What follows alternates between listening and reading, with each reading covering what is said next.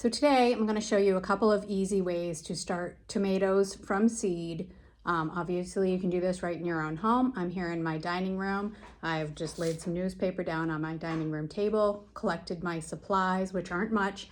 I have some potting soil, seedling soil, which is sort of like potting soil, but it's a soilless medium and it doesn't have things like wood chunks and things like that that you find in potting soil mix. So this is a little bit better for seeds to start in because it has nothing, it's sterile and it has nothing in it that's going to impede the seeds. In other words, kind of block them from coming up. So my preferred method is actually to start in a single germination tray. This is about, I think, 3 by 4 inches. I do buy these from a greenhouse supply, but there's a lot of options out there. You could upcycle a berry box, anything like that. A little bit of drainage at the bottom is important for drainage, and also because we're going to bottom water these, which is going to make for a healthier and more consistent, uniform watering. We can see that I have my tray of water right here. This is just a regular planting tray that I use for bottom watering. So one thing about this method where you're starting intensively, you'll be surprised how many seeds we put in this little pot, is that there is an extra step afterwards. And this comes in a few weeks, about between 2 and 3 weeks, when the tomato plants each have 2 sets of true leaves. So the first leaves that come up will be the cotyledon leaves. Those are the seedling leaves. And those are actually just an energy source that exists in the seed. Those you're gonna kind of ignore. And then when you see true leaves that look more like the shape of a tomato leaf, that's when it tells you it's time to pot up. So although there has an extra step, this is a real space saver for one. If you're starting in your home on a seedling mat or something, and so that you don't have to buy one seedling mat for every single tray of tomatoes that you have or other plants, you can just, you can start your whole garden's worth. Basically, for the average home garden, a planting tray like this will start, 1 or 2 of these will start your whole garden, and you can do that on one seed mat. But more importantly, what it does is it prevents you from wasting time and money and materials on seeds that don't germinate, because, not every seed is going to germinate. There's a percentage of seeds usually that you can read that in your seed catalog, what percentage of their seeds they expect to germinate this year. Some years when the seeds aren't great, they'll actually overpack them to accommodate for that. So this way, you're going to see exactly which ones come up, which ones look the strongest, are doing the best, and those are the ones that you can choose to pot up later. And then the rest, they just get discarded. But that way, you're not left with a bunch of cell packs where nothing came up and now you had a count of plants that you thought you were going to have and you didn't actually get. But let's get on to the planting. So again, I'm using seed starting soil or seedling mix, and I've kind of primed it a little bit. I've pre-moistened it. You can see I've still kept it kind of crumbly and workable. But the reason I did that is because if you don't, the soil is pretty dusty and it won't take up the water well when you're bottom watering. So what we're doing here is we're filling this about 2/3, 3/4 of the way full. If you have any big chunks from the water, just kind of loosen those up, break them up. And now we're going to take something, you can use a pencil, your finger, I've got a skewer, a popsicle stick, anything. And you're actually going to make little rows in this planting tray. So tomatoes want to be planted about 1/4 of an inch deep. So we're going roughly that. It's actually difficult to get 1/4 of an inch, but by the time you kind of pull this over on top of it, you'll be a fine depth. You just don't want them too deep. You don't want to go more than like a 1/2 inch. Try to stick as close to the 1/4 inch as you can. You don't want to go too deep because then the seeds will struggle to come up. So I am planting today Amish paste, one of my all-time favorite tomatoes. Obviously from the name, it's primarily thought of as a paste tomato, but it's really a really great multi-purpose tomato. I use this tomato for everything from fresh slicing, fresh eating, to all sorts of juicing, canning, dehydrating, everything you want to use your tomatoes for, these will do it. They're an heirloom variety. They're open pollinated, which means that I can save the seeds too. In some years I have, and that they've done well as well. So I'm just going to take out my seeds. Now you don't want these on top of each other, but you don't have to be as careful as you might be, say, when you're planting in cell packs, because they are going to get potted up later. Now, I know that sounds like, how could that possibly work? Because you're going to be literally, when the time comes, pulling these apart and teasing these roots apart, but you'd be amazed. They really do come apart. At the stage that you're potting them up, they are not grown together. They will easily come apart. So that's that. I will show you. I just got a few to put back in here. You know, here we have our seeds in the tray. It's as easy as that. And now we're just going to pull that soil over. Now again, because they'll get potted up later, don't feel like it's critical that they be at the absolutely perfect potting depth. We do want to create good seed to soil contact, because if you don't do that, the seeds will not germinate well and they won't be in close enough contact for the moisture. Now we're just going to lightly tamp that down.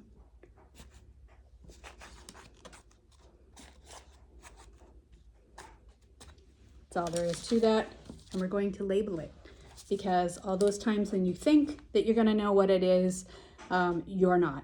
Something is going to look an awful lot alike, especially if you're doing other things like broccoli and cauliflower, and they all look the same. Tomatoes, you know, you're not going to be able to tell one variety from another. I intend to plant a cherry tomato variety too, and those all look the same in the pot. So don't make the mistake of fooling yourself and thinking you'll remember later. Do yourself a favor and label the things. So I will do the variety name,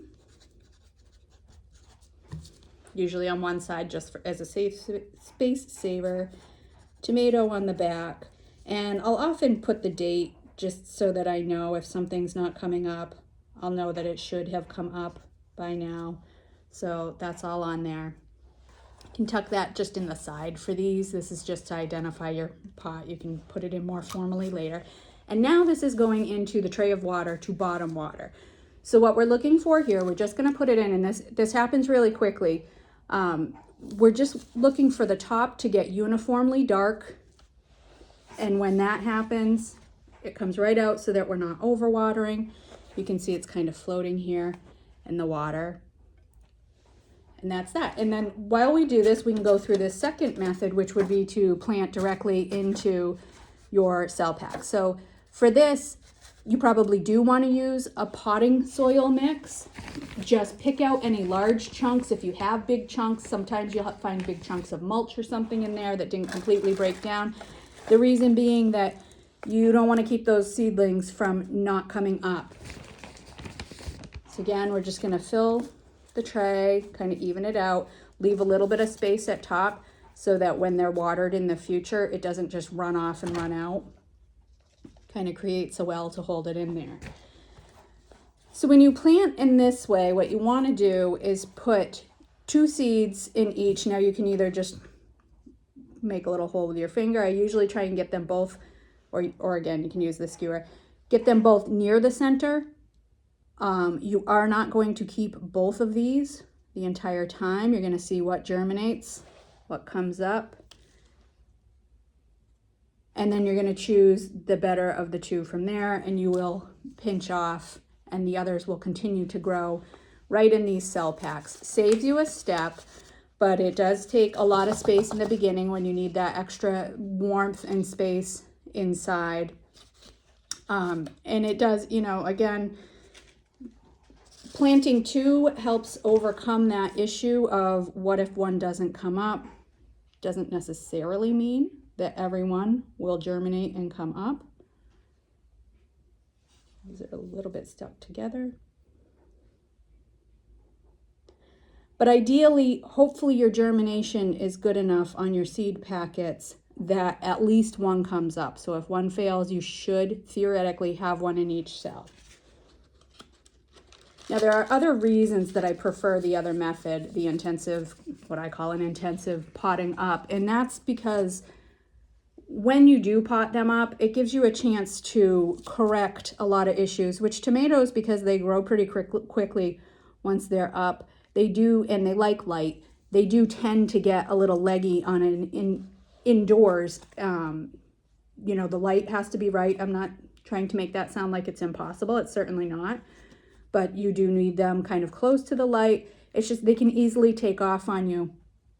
And potting up this way just gives you an opportunity, because you can always plant tomatoes deeper. Now, if you had that happen in this, you could still either separate them, pot them up, or just take this whole, like a whole cell out and plant it into, say, a 4-inch pot, which will give you another opportunity to correct that. So just because I don't want to overwater, I know I'm skipping a little bit, but coming back to this, we can see that this is already uniformly dark. I can see there's plenty of water and shine in there. So that's going to come out, and I'm going to put it over in my planting tray over here. And then these ones go in.